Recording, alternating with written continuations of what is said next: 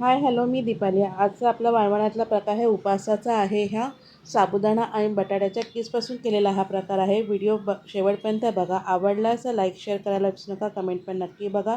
चॅनलवरती नवीन असाल तर सबस्क्राईबचं बटन नक्की दाबा. आता आपण करूया व्हिडिओला सुरुवात. इकडे मी अर्धा किलो बटाटे घेतलेले आहेत. हे आता आपल्याला चांगलं सोलून घ्यायचे आहेत. इकडे बटाटे आपले सोलून झालेले आहेत. आता हे आपल्याला थंड पाण्यात ठेवायचं जेणेकरून हे काळे पडू नये. आता इकडे मी एक किसणी घेतलेली आहे. ही किसणी आहे ना जराशी बारीक आहे, तर तुम्ही जरा जाड असेल तर घेऊ शकता. तर ह्या किसणीने आता आपल्याला हे बटाटे चांगल्यापैकी सोलून घ्यायचे आहेत, किसून घ्यायचे आहेत. इकडे आपले बटाटे किसून झाले. तर आता हे बटाटे ना आपल्याला 2-3 पाण्याने धुवून घ्यायचं आहे, कारण ह्याच्यातलं सर्व स्टार्च आपल्याला काढून टाकायचं आहे आणि थोडंसं चाळणीत ठेवून ह्याच्यातलं पाणी निथळून घ्यायचं आहे आपल्याला. तर एकीकडे नाही तर मी पाणी गरम करत ठेवलेलं आहे. ह्या पाण्यामध्ये आता मी 1 चमचा मीठ टाकत आहे. याच्यामध्ये पापडखार वगैरे वापरायची काही गरज नाही आहे. याच्यात फक्त आपल्याला मीठच वापरायचं आहे. तर इथे आहे ना पाण्याला बघा आता छानपैकी उकळ आलेली आहे. याच्यामध्ये किसलेला बटाटा आता मी टाकत आहे. किसलेला बटाटा आपल्याला हा फक्त 2 ते 3 मिनटं शिजवून घ्यायचा आहे.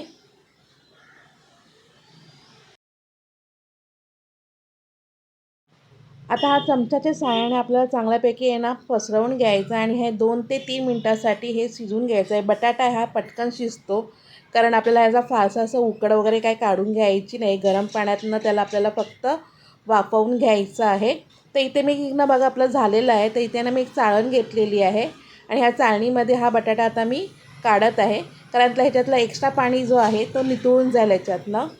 आणि बटाटे आपले छानपैकी आपल्याला थंड करून घ्यायचं आहे. तर आता हे मी इथं काढून घेत आहे.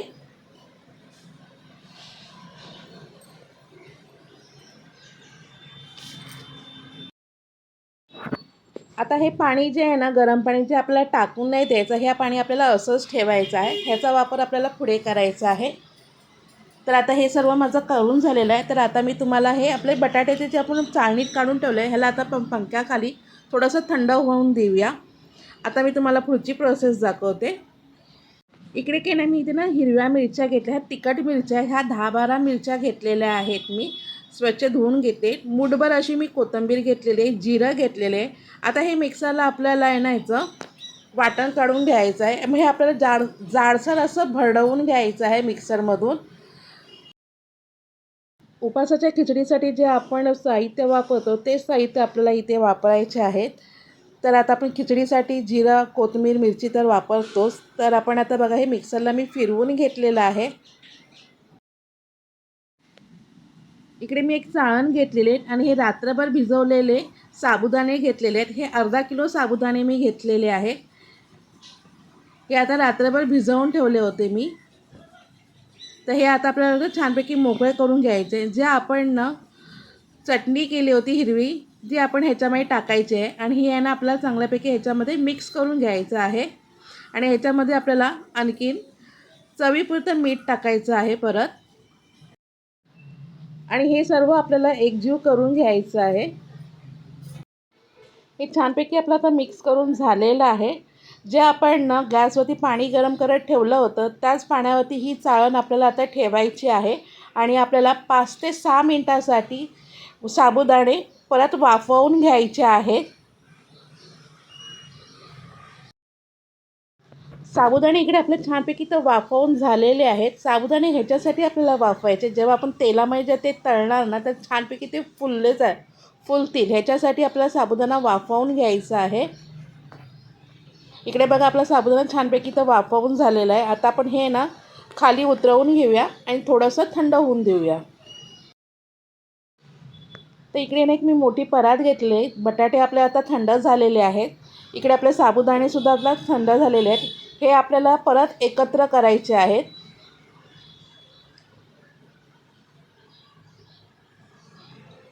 इकडे आपण कुठेही अजिबात तेलाचा वापर केलेला नाही आहे. तर आता आपल्याला ना हे छानपैकी ना मिक्स करून घ्यायचं आहे. इथे ना आपल्याला सर्व एकत्र करायचं आहे परत एकदा.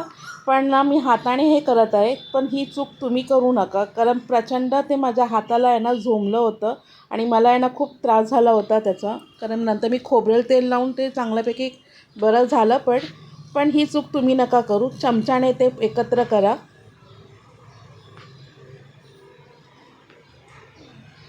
ताटाखाली मी कपडा लावलेला आहे, कारण जेणेकरून ते घट्ट बसेल ताट.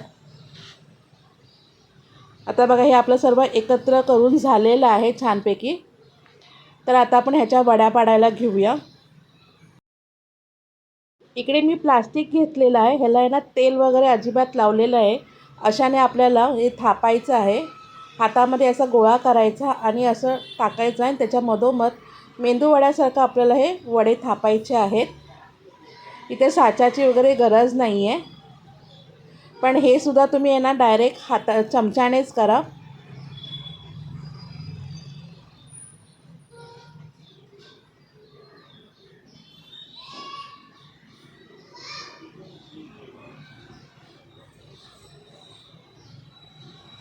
मिरचीचा ठसका इतका होता की जेणेकरून माझे हात बराच वेळ झोंबत होते. तर तुम्ही ही चूक प्लीज करू नका.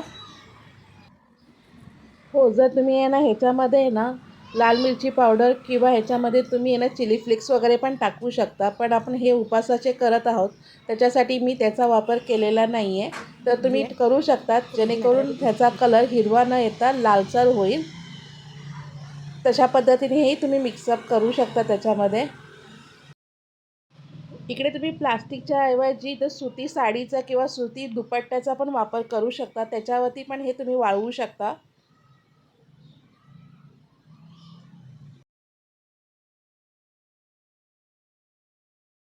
इथे माझे सर्व वाळवण्याचे वडे मी इथे करून घेतलेले आहेत. इथे तुम्ही बघू शकता, इथं परफेक्ट असे मी टाकलेले आहेत प्लास्टिकवरती.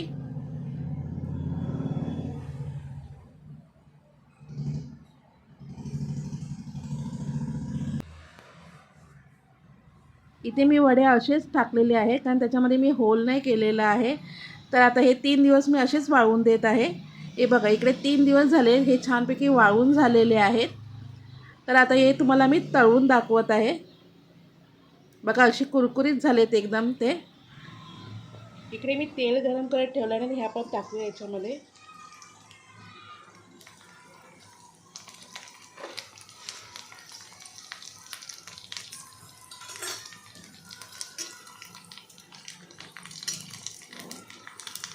मस्त असे फुलत चाललेले आहेत. आणि आता जरा बटाटा इथं बारीक असल्यामुळे ते लालसर होत आहे. तुम्ही जाड किसणी किसला तर ते लालसर नाही होणार.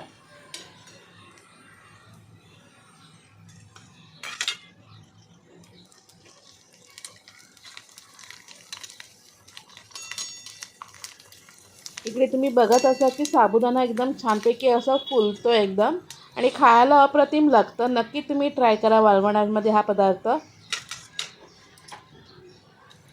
इथे मी बाकीचे पण सर्व तळून घेत आहे असेच.